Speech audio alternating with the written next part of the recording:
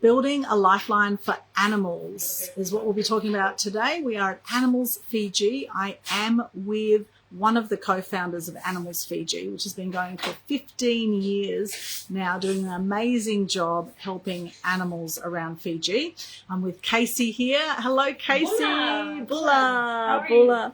Excellent. Thank you so much for being open to this interview today. I've been very impressed by your facility today. Had a good look around everywhere, and there's so many different nooks and crannies around here with animals in them, and you're doing an amazing job. So what inspired you to start Animals Fiji? So myself and 3 other ladies got together. We decided that there was more of a need for veterinary care and just assistance with the animals here, not only pets, dogs, cats, sheep, cattle. So we got together, and first we started as a fundraising body, and then by 2012 we were running our Animals Fiji Nandi Clinic. And in 2013 we started our Savi Savi Clinic. In 2015 we started our Lambasa, Latoka, and Tabithi Clinic as well. And we still have 4 of those operating today. And yeah, as I said, we're here to build a lifeline for animals, and I'm so grateful to you and your followers for joining us. Thank you, Casey. That's amazing. And now, what brought you to Fiji in the first place, and where were you from before that? So I'm originally from the US. Yeah. Tell by my accent. I moved to New Zealand after university, and I was working in tourism at the time. My husband and I came to Fiji, and I was just looking for something to meet people and help. And so we started Animals Fiji during that, and I had come over with my Kiwi husband, and 2 years turned into now almost 20 years we've been here. Amazing. Which part of the US were you from? Just outside Washington, D.C. in Northern Virginia. Oh, okay. Yeah. Nice. And when you first came to Fiji, did you notice a lot of animals in the street? And was there something really stood out for you where you thought, well, I've really got to do something more about this here? Yeah, especially with spaying and neutering. So our neighbor's dog just kept having puppies, and one of those things that what can we do to help? There was no vet that was in the West, in the whole Western Division. So, we would work with the few ladies that were already organizing things and working with the SPCA that was based in Cuba, and they kind of just naturally flowed into that. And then obviously, as we started Animals Fiji, and I quit my full-time paid job to work for free, thanks to my supportive husband, we have grown, and in the meantime I've got my master's in shelter medicine, and we have an amazing team of vets now, amazing team. We're performing, like I said, 4 clinics, and we do over 30 outreach clinics a year as well. Amazing. What's the main work you do here?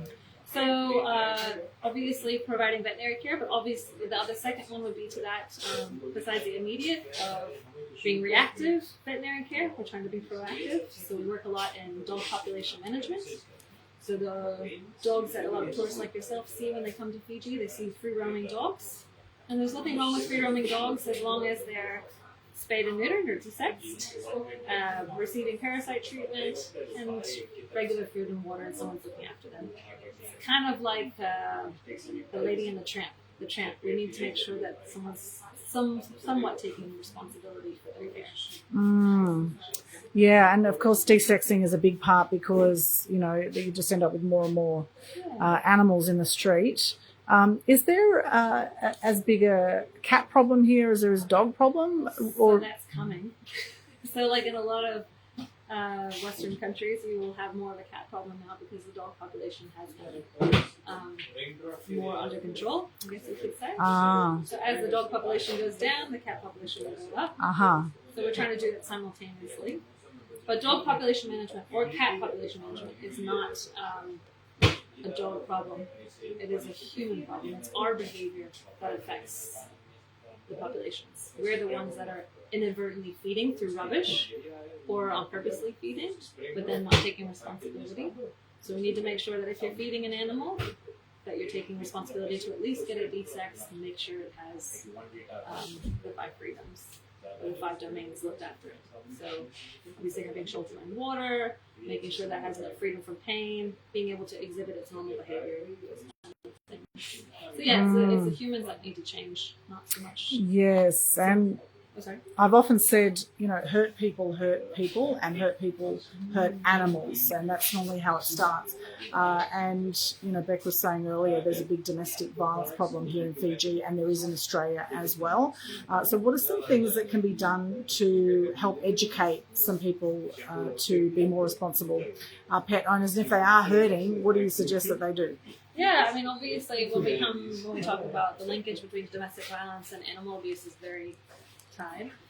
So some of the things they can do is make sure there's more and more awareness in 20 years here about domestic violence, but there's also more and more awareness about animal welfare. So it's great that there's some linkage, and it's really hard and easy to become overcome by, oh my God, I'm only one person. What can I do? So some of the things that you can do is you can hold your friends or your neighbors responsible to look after their pets and to treat them well. The same with your family members. You can help your neighbor if you have a vehicle and your neighbor doesn't, or if you're on coming visiting, you can come on a tour like this, coming and seeing Animals Fiji, seeing the work that we do and spreading the word so we can gain the resources to help more people. Lots of people have come to Animals Fiji and they don't have the monetary resources to pay for the services that are being provided, so you can contribute to that. Also, other things that you can do is sharing the post, sharing this live feed, tagging your friends, letting them know about the work that we're doing and how they can help and be part of it. Or if you have a family or a friend that is from Fiji, you can maybe link up with their village or their settlement to do a desexing and outreach in their community. We've had quite a few family members, partners or husbands and wives or sisters that have helped us organize outreach clinics to spay and neuter their village's dogs, and that's really great as well. Yeah. Fantastic. And I can see, you've got a very reasonable desexing program here for the locals, and also people can adopt some of these animals as well. So how does that whole process work here? Yeah, so we've got an operating clinic behind us. That's okay. This is the reception area we're in. Hello there. So the shelter is so in 2016, when we started the other clinics, we decided that we weren't going to make this a really big, fancy, expensive facility. We were instead going to spread the ability for people to receive treatment, or the animals to receive treatment. So that does mean we still have a shelter. So the goal is to make shelters obsolete in 10, 20 years. While we do have a shelter, we have dogs, cats, kittens, puppies up for adoption. It's a $50 adoption fee. The month of April, it's 50% off, so only 25 Fijian dollars. Wow. It's about 12 or 13 Australian dollars to adopt. And they come up, they are already spayed and neutered, they're fully vaccinated, they have regular parasite treatment, and you get a little starter pack with them. So it's Amazing. A great way, and instead of buying a pet from someone who's breeding or taking one from a family friend, you can adopt one that's already ready to go, healthy, and ready to be part of your family. Yeah. And how can people help you as far as financially, or are you looking for volunteers if people are local? Yeah, so for those that are from Fiji, we highly encourage everyone to come use our services, volunteer, especially for our outreach clinics. We've had quite a few locals that come and volunteer for the day. We have a rescue reader program with one of the local schools, International School Mandy, so they come every Thursday and read to the shelter animals and learn about animals. But yeah, you can come and volunteer any day. Come walk dogs. If you're missing your dog from home and you're on holiday for 3 weeks, or you've been traveling the world and you want to come and visit pets, you can come and walk our shelter animals and visit with them. Sorry, did you go? Otherwise, if you're at home and you're seeing this live stream and you guys want to donate, you can always donate on our website. We're a registered charity in the U.S., so we're a 501c3, so possibly tax deductible for anyone from there. We have our fundraising authority in Victoria, so we have an Australian bank account. All of that's on our website. We also have PayPal, Venmo. Even if it's $3 a month, $5 a month, it goes a long way, and that just keeps us consistent to have a budget to make sure that we can plan for outreach and what we're doing welfare cases like. It's quite a big operation you've got here. Quite a few vets running around. I mean, how many people are involved on a day-to-day basis here? Yeah, so we have the 4 clinics. So this is our head office, so you'll see a few more admin people here. But we have 33 staff in total. Wow. We've worked with Australian Aid, and we've had extra. We're doing research to make sure it's not just things right now. We're doing long-term plans to make sure we're doing things that actually work, what the community actually wants. We're working regionally. Shout out to TPI AAA, the Pacific Island Animal Advocacy Alliance. So we work with other organizations. You'll see some artwork on the wall. We've got Tonga, our team, our friends in Tonga Animal Welfare. Let's have a look at that actually. Let's have a look while we're talking of Tonga. So here we've got, so what's this here? This is the tapa from Tonga. So it was given as a gift when we worked together at a clinic in Tonga in 2024. We've been back since 2 times. And they did some lovely artwork for us. So when you say tapa, what is that exactly? It's the traditional paper. Oh, okay. Make mats, yeah. Oh, okay. It's very similar in culture to what Fiji would do.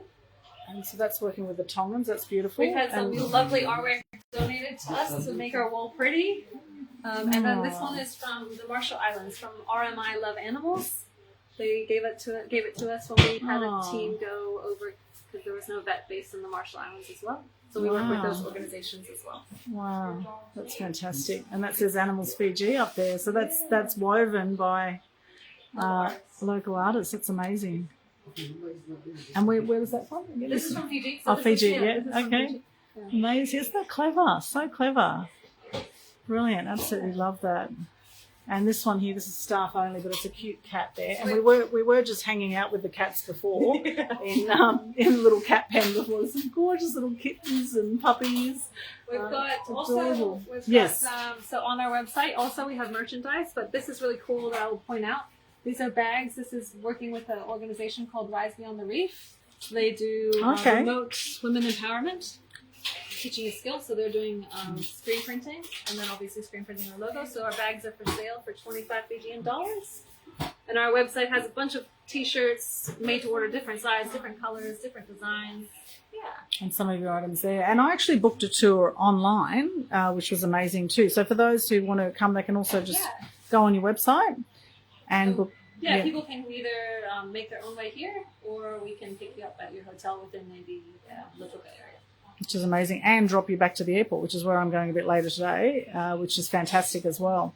Absolutely brilliant. Now, any final words, I guess, on how people can connect and I'm just support? grateful that you came, and please, there's always a way that you can do it. If there's too much to get involved, what we're doing, anything to do with animal welfare in your local community, make sure you're adopting a shelter animal instead of buying a pet. We would really highly recommend it. And share this and spread the word so we can help more animals. We've gone from helping, I think it was like 3,000 in 2017 to over 8,000, almost 9,000 last year. Wow. So the more that you can help and spread the word, the more animals we can help. Amazing. And not government funded at all. So, it's fantastic. You've been doing this all on the smell of an oily rag, as they say in Australia, or, you've been doing it on basically donations and kindness of the community, which is absolutely brilliant. We were in the cat pen before. I'm going to see if this live stream will stretch a little bit and so we can see some of the animals. Maybe could we go for a little walk? We'll just see how far the live stream stretches, because we are on the Wi-Fi here and it may cut out, but we'll just see how we go. It is a rainy day here. It's out the front. Yes, let's try these puppies. Okay, here we are. It is rain. Look at these little puppies. Oh, look at that. Here we go. So these are some of the little puppies here. Here we go. So these ones here, and now this one's got a pink collar. So what does that mean? So pink collar means I'm a girl. Yes. And blue means I'm a boy. And this is, a puppy has been surrendered in 2026. It's the 107th puppy. Wow. And she came in litter view. Oh. Yeah. And let me see, I don't have your whole name yet. Oh, Nix. So Nix, when Nix gets desexed and she's ready for adoption, she'll have a green collar. Okay. So this at the moment, we're just separating the boys from the girls. Oh. So they're all hanging out together and having a great time. Yeah. So this one was quite small. She came as she's number 86. So her actual name is Emma. But Emma's quite small. Yeah. She's very small. And you can see through the fence is the puppy pen. We have all the green collared ready for adoption there. Yes, you can see those. They're just eating, so they're all a bit more chill than they were a little while ago. Yes, they're done. Oh, it's so beautiful. And just hanging out with the animals too. It's just so therapeutic, isn't it? Whenever anyone gets stressed on the admin side, imagine if you could just, like, you got stressed at work. Yes. Office, and then you walk across and you're like, I'm just going to sit with the puppies. Yeah, sit with the puppy. Like we were sitting with the cats before. Those kittens were adorable. Yeah, We'll see if we can. We'll see if this will stretch. Yeah, we'll see if this will stretch to the kitten area. Let's see. And it does get very muddy here.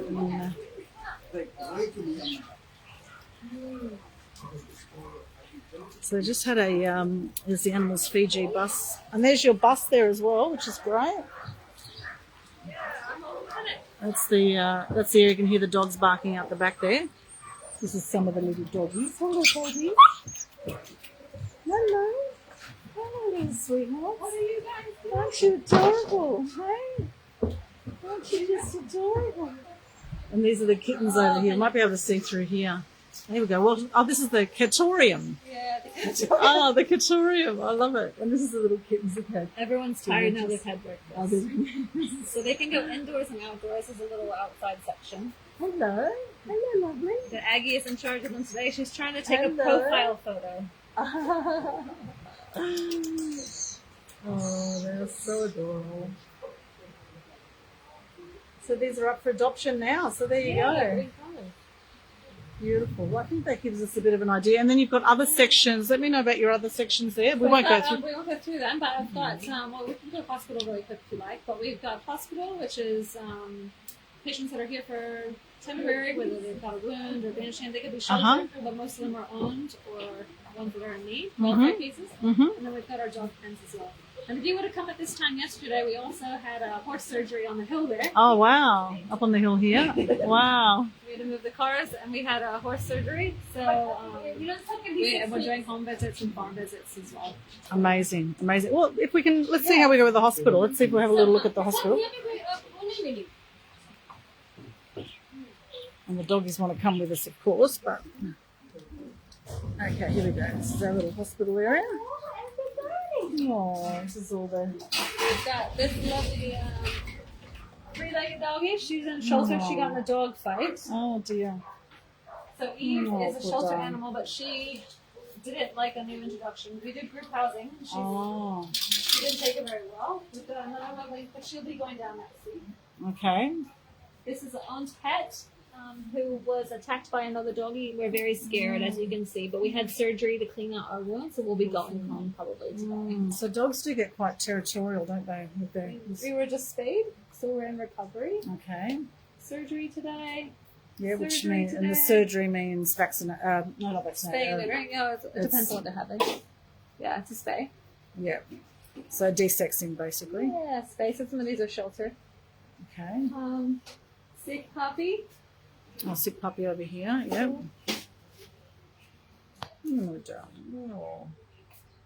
And then we've got... this is food being dished out now? Some of the food? Some Mariani's on the hospital today. Give us a wave, Mariani. And what's in this food mix you've got here? What have we got, Mariani? It's like rice and meat, isn't it? Yes. Rice and meat. Smells good. Oh, I think not that I want to eat any, but I'm sure the animals will like it. And she... this is lunchtime food, so not everyone's getting lunch, but most are getting lunch. Okay, got it. Oh, well Eve done. over Good there, job. She doesn't need an erection. She's right. Good job. Spaying and neutering. Two little boys here. Oh. They're just waiting their turn. And this is a broken leg that we are bandaging every day. So we can't cast here because of the climate. So we do rubber joints bandages. Right. Poor thing. And we're just a bit bored. But that's okay. It's a little bit of pain for a lot of gain. Yeah. So we are on cage rest and bandage changes. And then when our break heals, she'll be able to go home. Amazing. Wow. Well, it's an extraordinary job you do here, Casey. Well done. It's really, it's fantastic. There's a lot of people would just say, gosh, this is such a big issue. What can I do as little old me? And you're living proof that a small group of thoughtful people so it's not can make a massive difference. Effort. And people like you coming and helping and drawing attention. So thank you guys, and thank you guys for tuning in. Thank you so much. And your website for people to go to is animalsfiji.org. animalsfiji.org. Beautiful. Anything else you want to share, Casey? No, just thank you so much. Thank you. And that's Casey, one of the co-founders here at Animals Fiji. Please support this amazing organisation. Go check out the website. If you're in Fiji, come and check out the facility. You can do tours like I did today. You can do private tours or you can do group tours. And there's a whole lot of merchandise there that you can buy and support as well. I saw some local honey there as well on the counter. So there's some and beautiful people, very lovely people here. I always say, people who care for animals, they've got a huge heart, and you can certainly see that here at Animals Fiji. So I hope you've enjoyed that. Thank you so much for tuning in. Check out the website, check out Animals Fiji. They're also on Facebook as well. And share the love. Share this if you think that others can benefit. And you can adopt some of the animals here overseas as well. Although it's a bit of a process, right, Casey? We export all over the world. If anyone's interested, we export. So to help facilitate.